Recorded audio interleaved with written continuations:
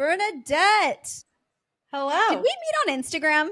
We totally did meet on Instagram, although I stalked you out on Instagram because a few of my friends have been on your podcast. Oh my gosh, that's right. You reached out to me. I'm so grateful. And I wanted to make sure that I say, like, thank you for, I don't know if it was like weird or scary or not, but I think most people don't reach out.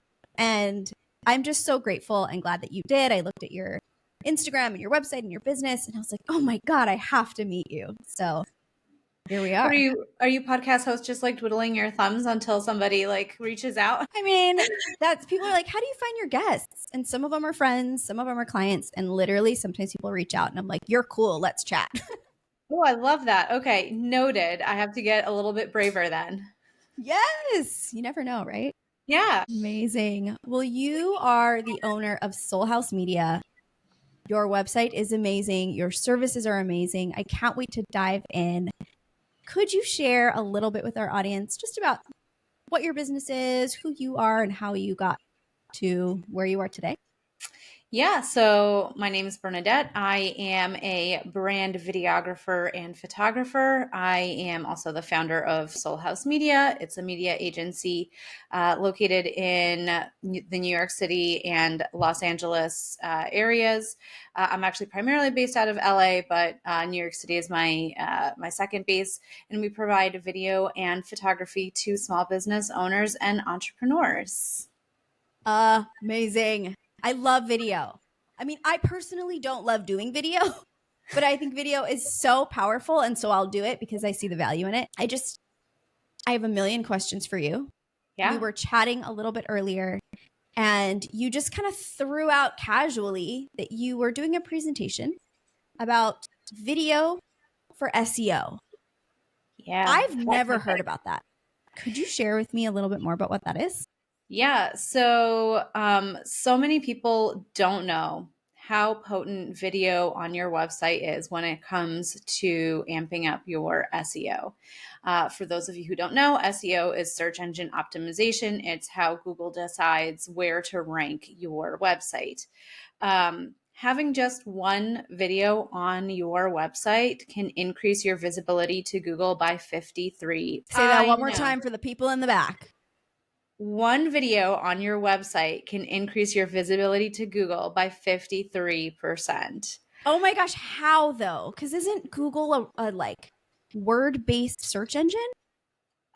So no, because it's also looking at like the type of content that you're putting on your site, and so it's hoping that you're creating a nice dynamic user experience for people who land on your website. But the other thing that people don't really think about is if you are embedding videos from your YouTube, which I have thoughts on when you should embed from YouTube versus uploading video natively to your website. Think about who owns YouTube. Google. Exactly. And so if you're putting videos on your YouTube, and this can be anything from like, you don't have to have a very big YouTube channel. You don't have to be growing a YouTube channel. You can literally use it as a dumping ground for all of your video content. I know that there's going to be a couple of YouTube people that come after me for saying that, but I think we should all just be real about what we're using all of these platforms for. And for me, right now, at the current moment in this season, I am using YouTube as just a dumping ground for all of my videos. It looks nicer than that because I have it, branded and curated. But I literally pull all of my social content, re-upload it as YouTube Shorts. Great thing about YouTube Shorts and YouTube videos is that you can be very detailed in the description. So you can put keywords, and I personally keyword stuff in there because, again, I'm not trying to impress anybody. I'm literally just using it as a feeder to all of these other places that I'm putting the videos on. So I keyword stuff. I put my URL in the descriptions for every single YouTube short that I put up. And then when I put those videos on my website, whether it's, specific pages or blog posts, then I'm really helping Google understand that I am, the one who's behind those videos. And that I'm creating this great user experience for the viewers who are landing on it with both, words, videos, and photos.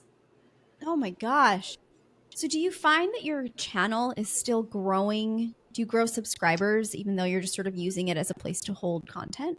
I have subscribers trickle in every once in a while. I haven't really done, I've noticed that when I am consistently uploading, then yes, they will come through. And it's not even just about uploading, because you can upload and then like save as drafts and push them out, which I think is great, because then you can consistently have content coming out on YouTube. So I'm sure if I was doing it that way, it would help subscribers come in.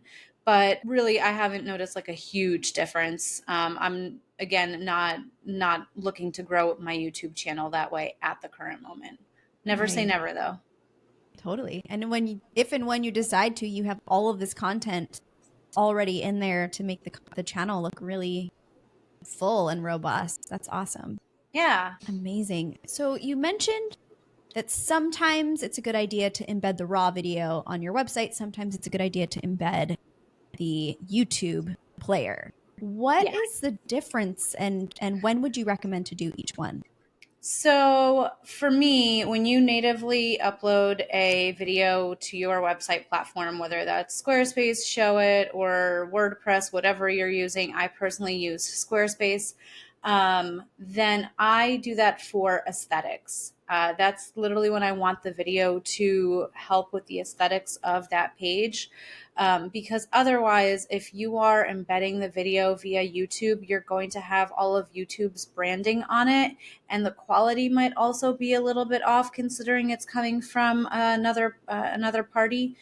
So for aesthetic purposes, like your hero image, which is the first image that people see when they land on your website, or if you are using like a video as a spacer, or like I call them video vignettes on your website, just like kind of a sub for an image, but it's moving and again more dynamic, that I would definitely just use the native uploader.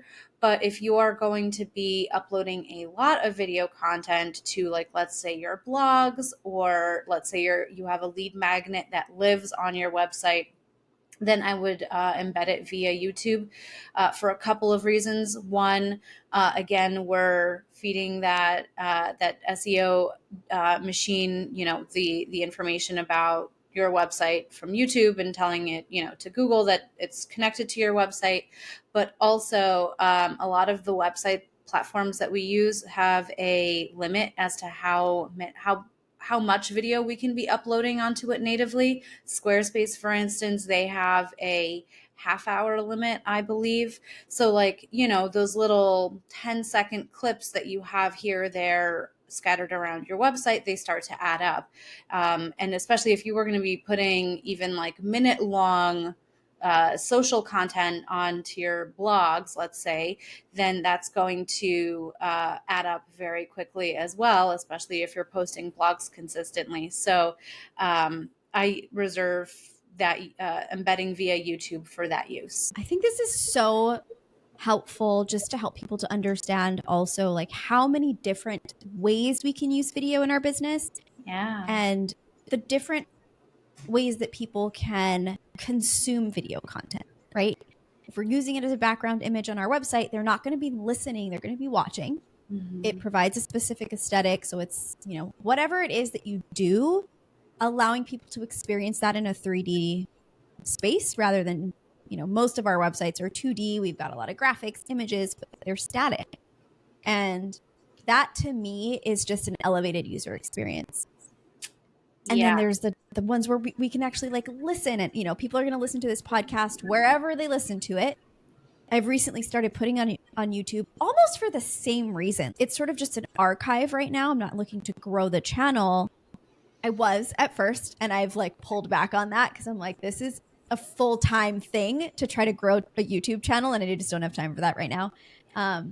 But it allows for people to find you, which I think is kind of your point, right? Like, how many ways can people discover you and your business where they would never have before. So I think this is a good little nudge for those of you who are like, oh, I know video. I just, one day I'll do it. Like, let that day be today. Yeah. And, it might sound overwhelming, but again, we're not trying to grow a YouTube channel. We are literally just, I like your word better. I shouldn't say dumping ground. I should probably say archive. Although I feel like when I say dumping ground, it again seems a little bit less intimidating and like Totally. it's not another project. And there's no harm in putting yourself, I know we hear a lot about like picking one platform and doing it well. Absolutely. I completely agree with that. But there's no harm in putting yourself out there on these other platforms, even if you're not using it, specifically to the platform's liking. You're still just making your content available there. Absolutely. And I love YouTube because it's free. It literally can be a dumping ground and you're not paying for storage. Whereas, the other sort of archival sites that people tend to use, after a certain amount, you do have to pay. Vimeo, Wistia. We have a client on Wistia right now who didn't realize that they would automatically increase their monthly fee if they exceeded X amount of storage space. So they went from having this I don't know what it was, $20, $30 a month, uploaded like several online courses worth of content. And the next bill was in the thousands. Oh my gosh. It was so crazy. So we're like moving everything over now. So like YouTube will never do that to you, No. Yeah. In fact, they'll pay you if your content's good. Right. Exactly. And if you have a ton of video content already living on your social or whatever, I had at least 2 years worth that I needed to move over to YouTube when I started this process. If you have a VA, this is a perfect task to hand off to them, because I definitely don't want to be doing it. Totally. Yeah. And it's well worth it too, I think. Yeah, the payoff is very, very much worth it. Awesome. Well, this is juicy, and I would love to hear just kind of what do your clients typically hire you for, and what is your favorite service, and share with us a little bit about that.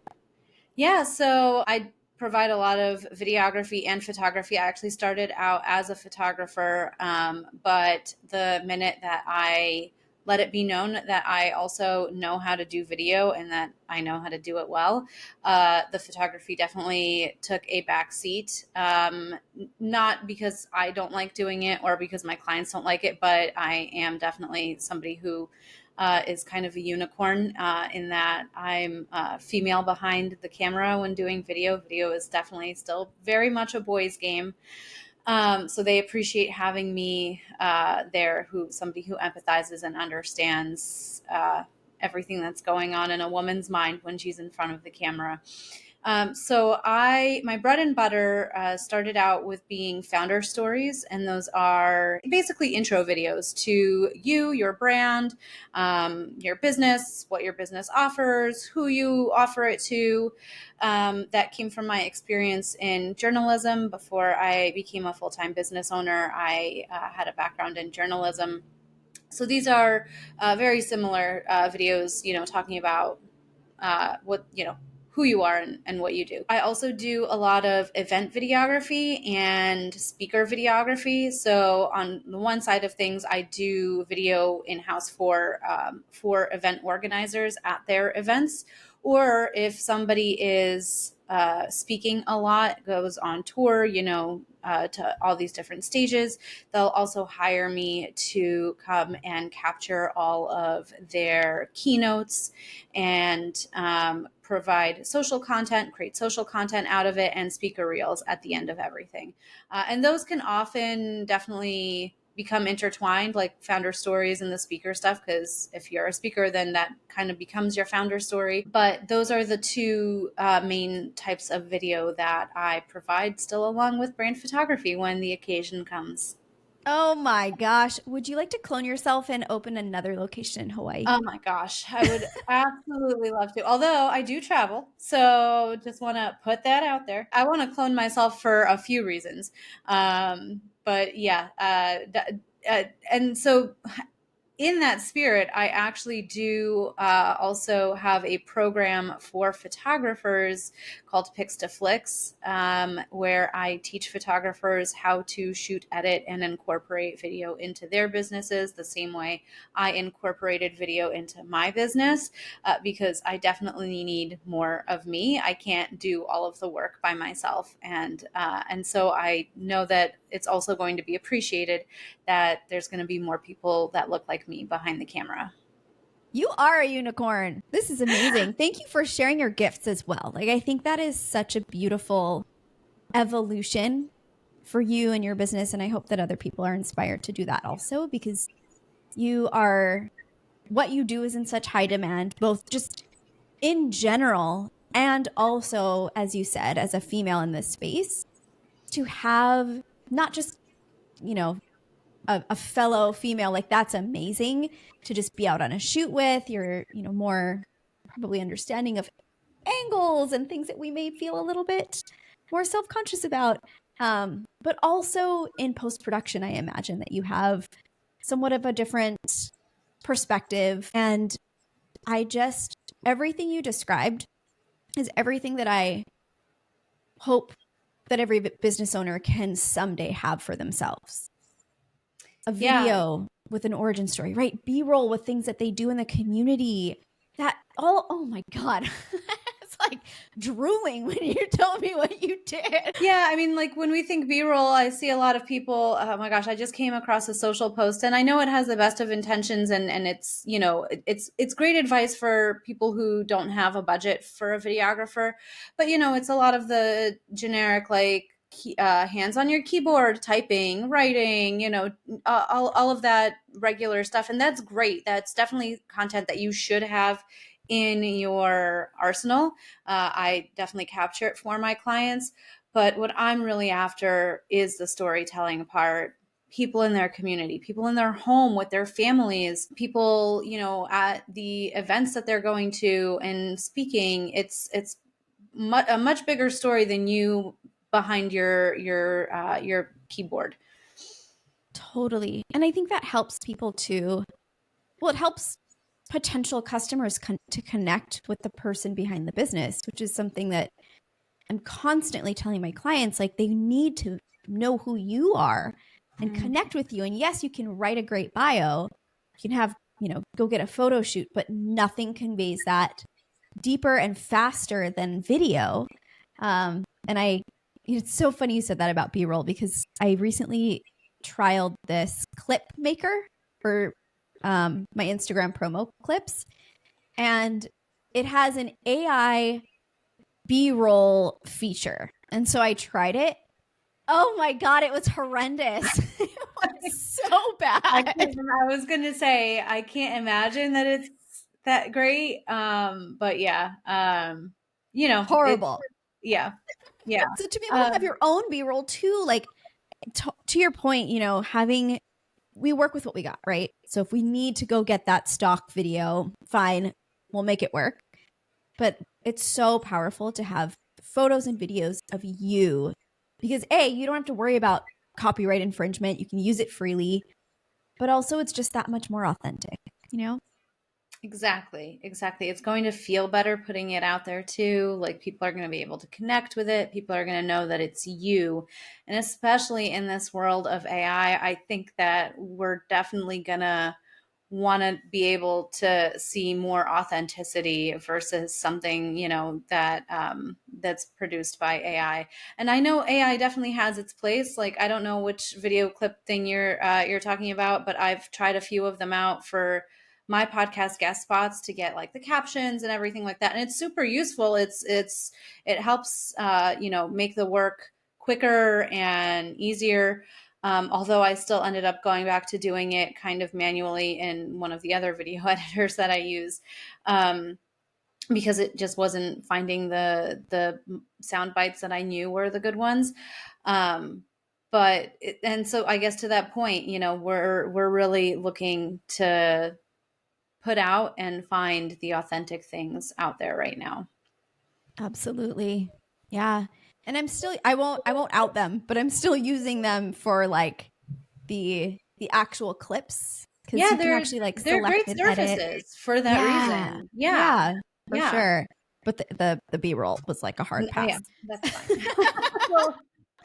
We'll pretend it didn't happen. Yeah, exactly. I think there was like I mean, you've heard my podcast. I don't talk about like, I don't know. I don't remember why this like an angel, like an angel like flew across the clip, and then there was like, yeah, it was just so bizarre. Anyway, I'm like reliving it right now. And I imagine too, as a videographer and a video content creator, a professional video content creator, the automated things may not feel like you may want more control over all of those aspects of it than maybe somebody who's not into video. But yeah, I agree. I think if we can be authentic, if we can create things that feel like, I always use the phrase human to human. We just want to be speaking human to human, even that if that is through static digital content that people are consuming at their own pace on their own time, right? Yeah, for sure. Yeah, amazing. So what, as somebody who's in video who sees quite a variety of business owners and humans and people who are using video and photo for all sorts of things, are there any, I was going to say challenges, or is there anything that you might warn people against doing or things to avoid if somebody's out there thinking about creating video or photo content for themselves or hiring somebody to help them create that? That's an interesting question. I think I'm gonna kind of turn that question on its head and say, first of all, I hesitate to say that there are things that people should avoid with video, because video is already intimidating enough for a lot of people. And like you were saying before, you like video, you see the value in it, but it's a pain in the ass to create it. And like, I totally 100% agree. But it also doesn't have to be this big, overwhelming thing. So I like kind of just want to, as much as that one social post that I was talking about earlier with like, record yourself typing, record yourself doing this, like that's a great starting point. And I think that is where people should begin. And it kind of eases you into getting in front of a camera that just keeps rolling for a while instead of taking snapshots, right? Because I know that people who are even comfortable in front of the camera for photos, video is a whole different thing when you start adding movement and sound into it. But if you are going to get started with video and you want to take it to that next level, then there are things that you should definitely be doing, like making sure that your audio is top notch. Podcasts are definitely a testament to this. It's basically, I know it's just audio. And so like, if you have bad audio, like it's done, right? The podcast is done. Same thing for video. If you have bad audio, that video is almost unusable in most cases. There's still some ways that you can work around it, but having good audio equipment like a microphone, and I wouldn't, buy like the cheapest one that you can find on Amazon. I have done that and I've tested them. I would not recommend. So good audio. And finding good light, that's also a good, tip for photography as well. Always make sure that you're in a well-lit area when you're doing video, and don't be afraid to move. So for my founder stories, when I'm recording my clients speaking to the camera, they sit very robotically at first in front of the camera. They don't move. Their arms are like very closely tucked into their bodies. And I say, do you usually speak with your arms? And they say, yeah, absolutely. I'm always speaking with my arms and, or my hands. And I said, good, make sure you do that here too. This is not that serious. Even the serious videos, we want to see movement. We want to see that authenticity again, right? So ease up a little bit, take a deep breath.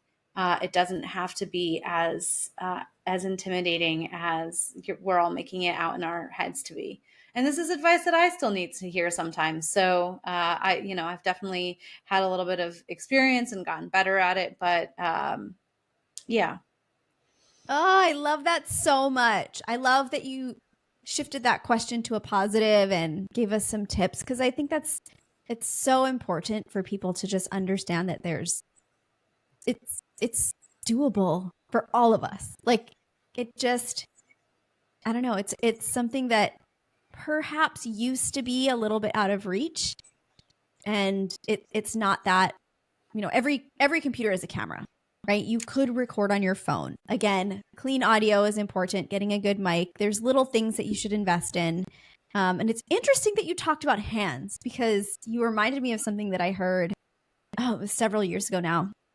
I had another business, and we worked with a lot of course creators in that business as well. And when we were guiding them to create their video content, we would always say, back up so that the top half of your body can be seen, so that you can talk with your hands without them kind of like showing like just your fingertips. Because people tend to trust you when they can see your hands. Interesting. I have never heard the take about trust, although I can see how we could come to that conclusion for sure. I think there's a multitude of reasons that we should be showing more of our bodies on camera. And I know this is going to be a tough pill to swallow for, people who are struggling with body image. I'm right there with you. I just put out a post on Instagram last week, literally about how I hated my new brand photos. My photographer knows. We had a very good, deep conversation about it. And it was nothing about her work, but it was just about how I, looked in front of the camera. But I will say that the photos that I liked more of myself were the ones where you saw my entire body. Because if you are going further away, then I'm not filling up. I don't know if you're watching this on YouTube, like if I'm filling up this entire screen right now, I look ginormous. If I move myself back, well, now I look like more of a normal person. And so again, you are kind of building that trust, not even for other people, but for yourself. It's safe to be seen whole. And it actually is better to be seen whole. Oh my gosh, I love that. It's safe to be seen whole. That is your gift. You make this space safe for people. I hope so, because like I said, I know what it's like to be on the other side of the lens. I'm putting myself there as much as I'm, capturing other people behind it, because I don't believe that it's fair to expect other people. I sometimes, have it in my mind during shoots, like, can you just do with it? Can you just do? And I'm like, no, there's a block happening here, so it's all right. We can take our time. We can walk through it. Because I know that I need to do that, have that same process when I'm in front of the camera. Yeah, absolutely.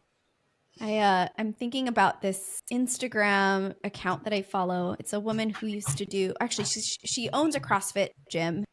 And she competed in the CrossFit Games a few years ago. It seems like from her recent posts, she might be trying to compete again, which is really cool. She's I think in her mid 30s, and talks a lot about body image. And she's very open about it. She, as a CrossFitter, she's not your typical like muscles and abs. And she's like, I love to eat. This is my body shape. This is my body type. And I often feel like, I'm not skinny enough. I don't have enough definition. And so she recently shared that she went to speak to a school about, body image. And she got a photographer came and took photos of her. And as she was looking through the photos, she was saying like, oh my God, I look so fat. As she's looking at the photos of her talking about body image. Mm-hmm. And she was very vulnerable about this. And she's like, we just have to talk about this and understand that our bodies serve us in so many ways. And she's like, I can say that, but I still have these thoughts myself. So it's always a constant thing that we're all working through. Yeah. And I think the more that we can put that out there, the more we all can realize that we're not alone in this, and that we can show up, and that there are safe spaces for us to show up and do what we're meant to do in the world without feeling pressured into just having to like see past it or get over it, right? we can look at it and we can move forward together. Yeah, 100%. You nailed it on the head. Yeah. Amazing. Well, thank you. Thank you for also sharing so authentically and vulnerably about that. I think it's important. And yeah, if there's anything that we didn't touch on that you're excited to share about your services, about your clientele, anybody that you are looking to connect with, let's dive into that. Yeah, so I am launching my program for photographers again in just a month from the recording. It's going to be in May. So it's called Picks to Flicks, and if you're a photographer who knows that you're ready to incorporate video into your business, then I highly suggest you join the waitlist, solhausmedia.com/PTF waitlist. And it's just as intimidating for photographers to start doing video as it is for clients to start getting in front of the camera. But I will tell you, the whole reason that I threw a white flag up, from just doing brand photography, is because I had so many of my clients who were asking me, do you offer video? Do you offer video? Or do you know somebody who offers video? And at that point, like, I did know how to offer, I did know how to shoot video. I had been shooting video for a while. I just never told anybody about it. And I'm like, I'm leaving all of this money on the table and not serving somebody who already loves to work with me. And I know those clients exist for other photographers. So I want to make video easy, fun, accessible, not like a YouTube bro, teaching them how to do video. So that program is launching in May, and I would love to have you join the waitlist if you're interested and if you're a photographer. Otherwise, like I said, I work with a lot of speakers and business owners, and I would love to connect with anybody who is either going to be on stages or leading workshops, no matter how small or big the stages that you're going to be appearing on. There's always going to be really good and juicy sound bites that are going to propel you even further and get you on bigger and more stages in the future. So yeah, you can check out solhausmedia.com, SOLHAUS media, and connect with me on Instagram at Solhaus Media or at Bernadette Marciniak. Amazing. I just have to say, I love that that's something that you focus on and offer in terms of capturing people speaking. And I think people think that if they are going to be hiring a videographer, then the stage has to be big, that they even have to be on a stage at all. Yeah. Right. And it's like, so I had a client who was a business coach, and I distinctly remember him saying, if you're going to invest in anything, invest in a videographer anywhere you speak. And you just nailed that point home. That is golden, right? golden advice. Yeah. And like, I'll even add a little tidbit. One of the podcasts that I was on a few weeks ago, the host was telling me that she had been asked to speak at an event where only 10 people out of, like, I think there were supposed to be like 50, 60, maybe even 100 people, and only 10 people ended up showing up for whatever reason, whether whatever it was. And she had brought her own videographer there to capture the keynote. And she she said, I have two options. I can be super bummed out that there's nobody here. Or I can deliver the speech as if there's 100 people there to the 10 people that are here that, are ready to hear the message.